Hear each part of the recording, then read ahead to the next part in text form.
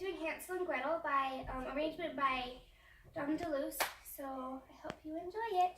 Woo! One of my favorite stories when I was a kid. Me too.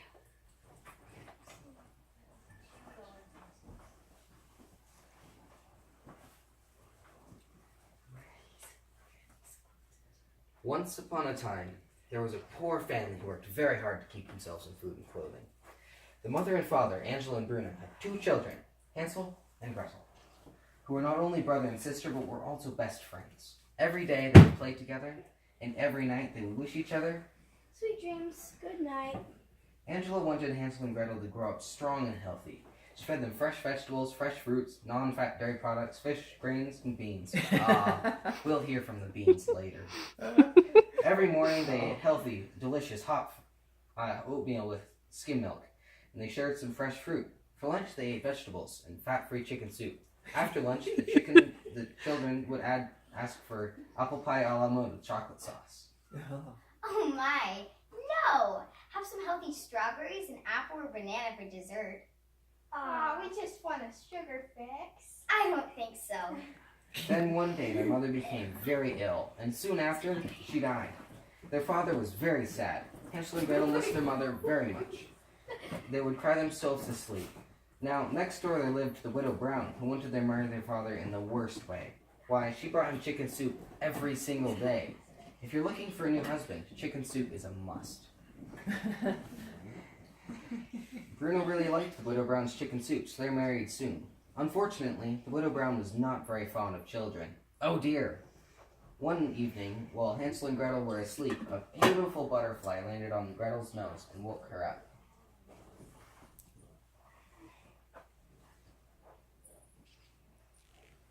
There is not enough money and food in this house for all of us.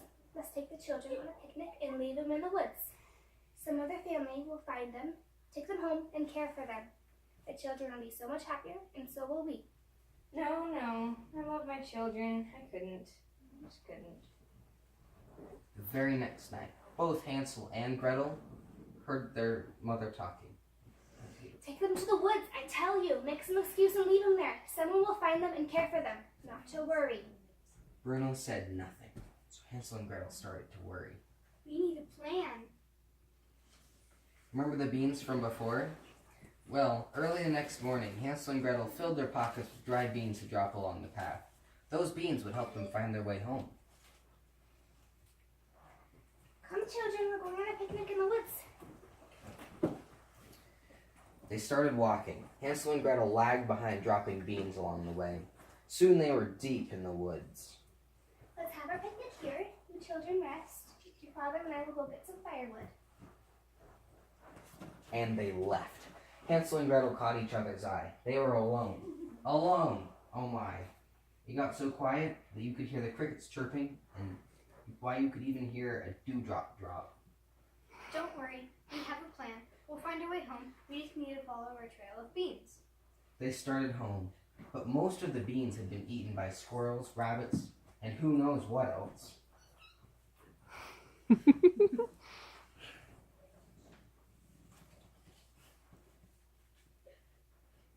They both sat down and had a good cry. That is, if a cry can be good. Wait, Hansel, I saw some cookies baking. It's coming from over here.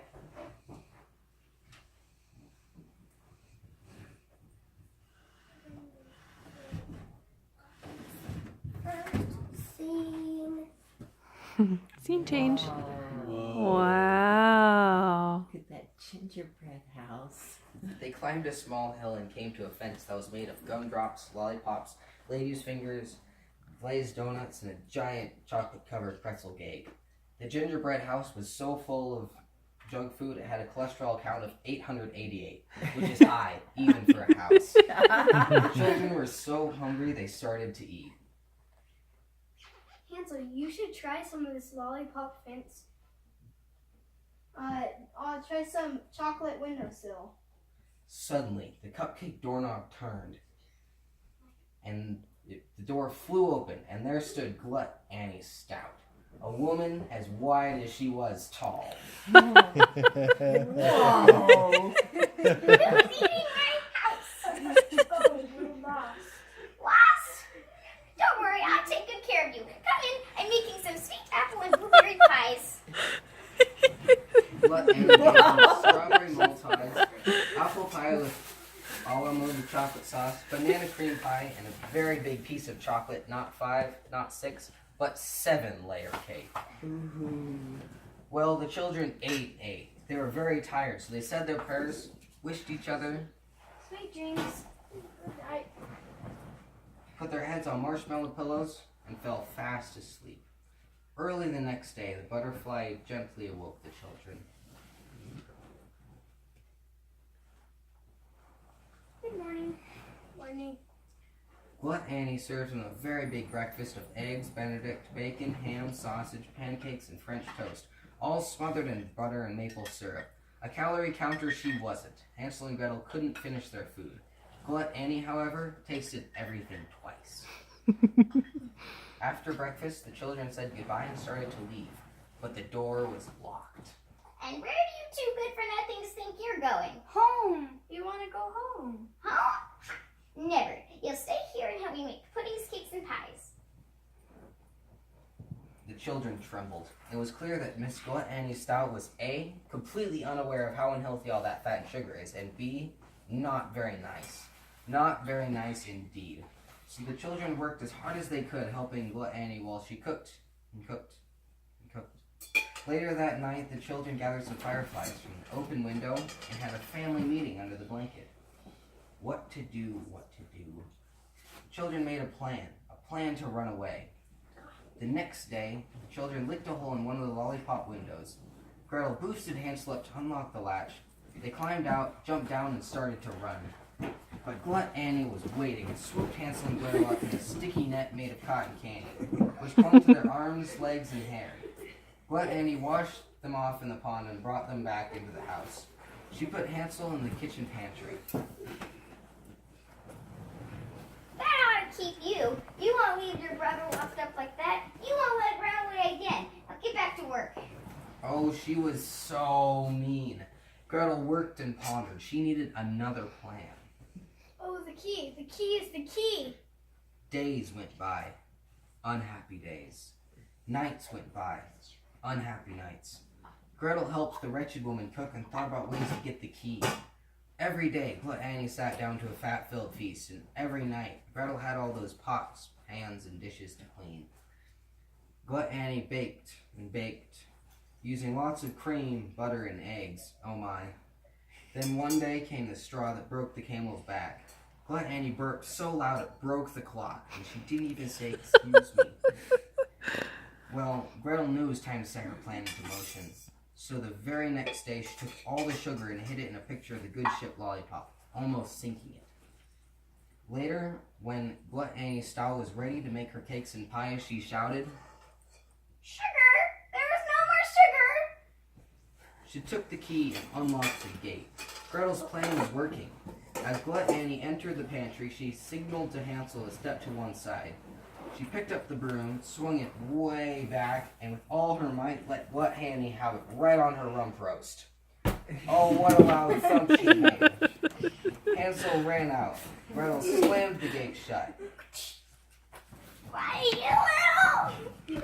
Oh, but the key was inside. What to do, what to do.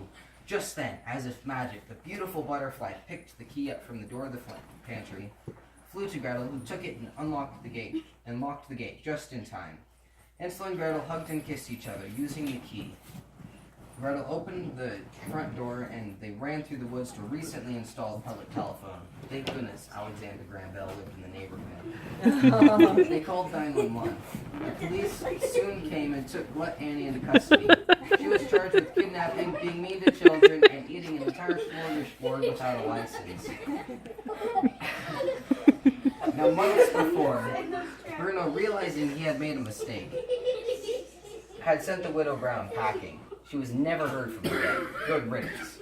So when the police told Bruno that Hansel and Gretel had been found and were safe, he cried, My dreams have come true! and oh how happy he was to see Hansel and Gretel. his children that he loved so much. I'll never let you out of my sight again. I'll always be your loving father. Did he get rid of his wife? Yeah. He sent her packing. Oh, he sent her packing. Oh, I missed that part. Wait. Oh, thank you, Father. Thank you. We love you so. We're so glad to be home. This calls for a celebration. Apple pie all alone with chocolate sauce. Oh, thanks, Dad. Just a plain banana would be fine. Just then, a beautiful butterfly appeared. She's our guardian angel. I thought it was a butterfly. The children laughed as they had some fat-free chicken soup. Their loving father opened a very successful health store called Bruno's Golden Dream. He took excellent care of his children for many years. And every night they wished each other No, golden dreams. Golden dreams. fewer calories. They were a family again, a loving, fat-free, healthy family who lived happily ever after. Bravo!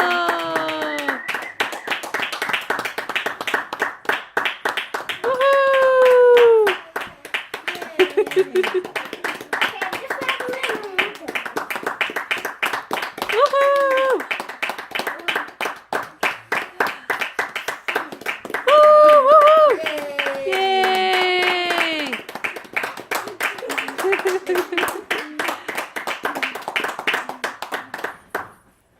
The beautiful